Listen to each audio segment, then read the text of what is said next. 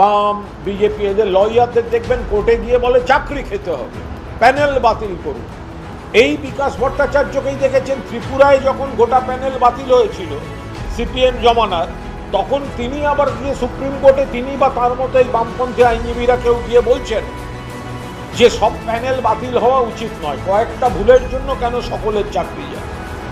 তো এখন সেই জায়গায় দাঁড়িয়ে যারা চাকরি খাওয়ার রাজনীতি করছেন আর মমতা বন্দ্যোপাধ্যায় চাকরির সুরক্ষা রাখার রাজনীতিটা করছেন, তো ফলে উন্নয়নে আছেন পশ্চিমবঙ্গের মানুষ।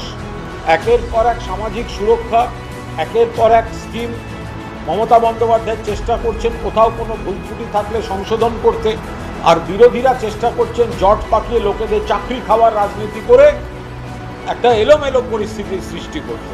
ফলে সেই জায়গায় দাঁড়িয়ে লিখে রাখতে পারেন, শকুনের সাপে গরু মরবে না, এবং শকুন সাপ দিতে পারে, কিন্তু আগামী 2026 সালে প্রায় 250 সিট নিয়ে মমতা বন্দ্যোপাধ্যায় চতুর্থবারের মতো মুখ্যমন্ত্রী হিসেবে ফিরতে চলেছে।